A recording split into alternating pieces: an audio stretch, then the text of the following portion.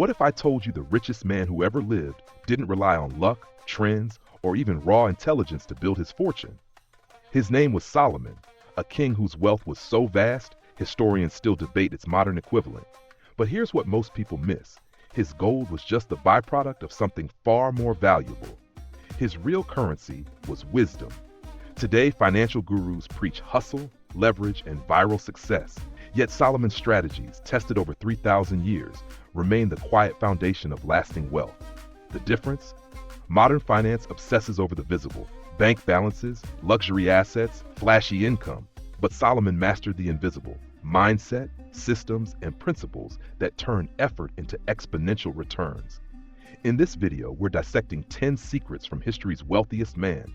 Principles so timeless, they've been quietly adopted by elite investors, family offices, and self-made millionaires. This isn't about ancient history, it's about today. Because the rules of real wealth never change, they just wait for the disciplined few to apply them. Secret 1. Wealth begins with wisdom. Solomon's first act as king wasn't to demand taxes, land, or servants. It was a prayer. Give me wisdom, not money, not power, understanding. And that single decision transformed him from another ruler into a legend. Here's the truth no one tells you. Financial success isn't a math problem, it's a vision problem. Most people chase dollars without the mental framework to keep them. They confuse income with wealth, activity with progress. Solomon knew better. He built libraries before vaults. He studied trade routes before counting coins. Because wisdom precedes riches, not the other way around.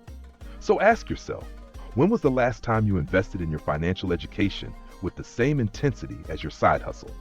The books you read, the mentors you study, the hours you spend refining your judgment, that's the soil where money grows.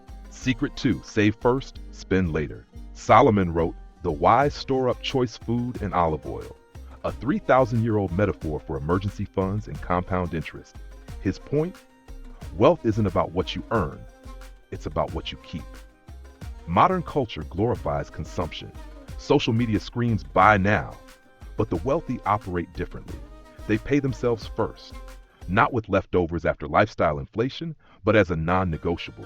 Think of it like building a dam. Every dollar saved is a brick.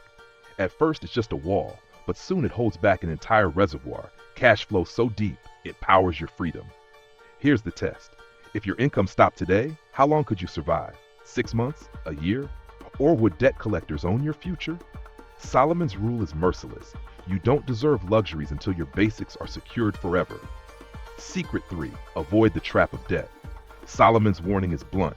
The borrower is slave to the lender. Yet today, debt is marketed as leverage, credit building, even smart strategy. But let's be honest, most people don't use debt to invest. They use it to impress. There's a difference between productive debt, a business loan, a mortgage on an appreciating asset, and parasitic debt. Credit cards for vacations, car loans for status. One builds empires, the other builds stress. Solomon's kingdom thrived because he traded on his terms, not with interest payments bleeding him dry. So here's the filter. Before signing any loan, ask, will this pay for itself? If not, walk away. True wealth isn't access to credit, it's the ability to say no to it. Secret 4. Multiply your knowledge. Solomon didn't just rule, he studied botany, economics, philosophy, law. His wealth wasn't an accident, it was the natural result of an expanding mind. He wrote, "A wise man will hear and increase learning." And that single habit separated him from every short-lived rich person in history.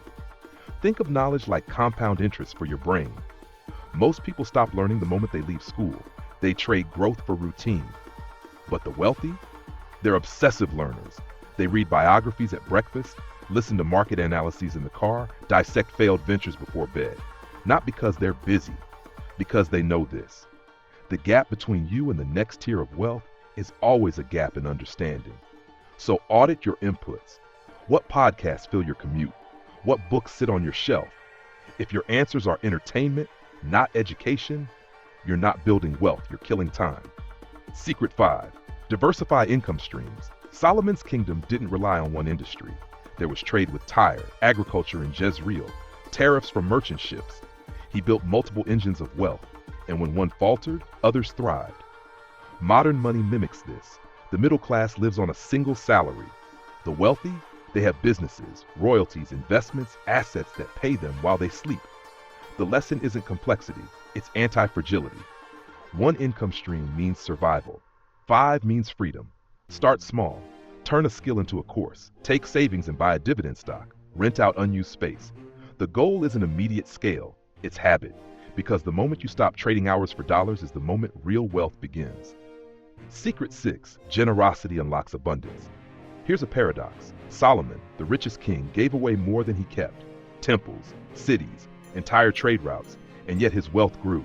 Why? Because generosity isn't charity, it's strategy. Money flows like water. Hoard it and it stagnates.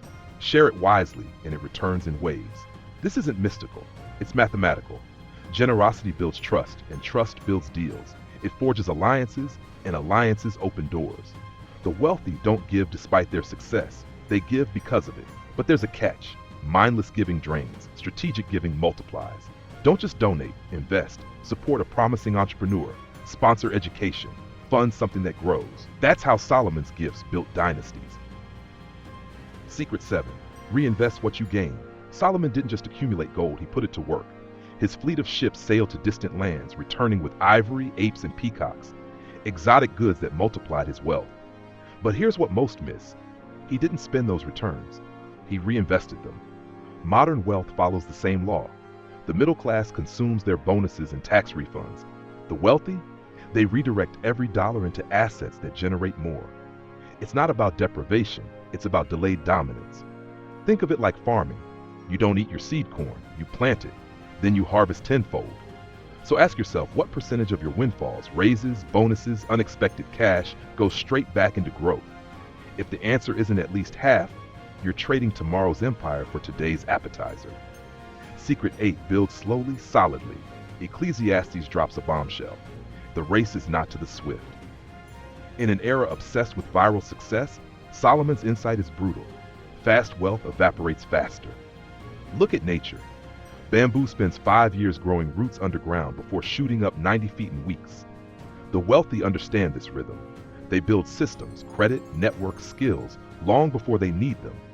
Meanwhile, the desperate chase shortcuts, only to watch overnight successes crumble under their own weight. Here's the test. Are you willing to spend 3 years working in silence? To study markets no one's hyping? To accumulate assets that won't impress anyone today? Because that's the price of wealth that lasts longer than a social media trend. Secret 9. Surround yourself with wise counsel. Solomon's inner circle wasn't filled with sycophants or yes men. Historians note his cabinet included military strategists, economists, and even foreign advisors. He wrote, "Plans fail for lack of counsel, but with many advisors they succeed." Modern wealth is no different. The self-made millionaire? A myth. Every Warren Buffett has a Charlie Munger. Every Elon Musk has a trusted inner circle. Why? Because blind spots are expensive. Your network doesn't just shape your opportunities, it corrects your financial blind spots before they cost you millions. So audit your inner circle. Are they smarter than you in key areas? Do they challenge your assumptions? If not, you're not building wealth, you're building an echo chamber. Secret 10. Leave a legacy, not just riches. Solomon didn't just pile up gold. He wrote Proverbs and Ecclesiastes, embedding wisdom into parchment so future generations could inherit his mind, not just his money. That's the ultimate test of true wealth. Does it outlive you? Modern culture glorifies self-made stories, but dynasties are built differently. The Rockefellers didn't just pass down trusts, they instilled financial discipline. The Vanderbilts? Their early descendants multiplied wealth, later ones squandered it. The difference wasn't the size of the inheritance, but the depth of the teaching.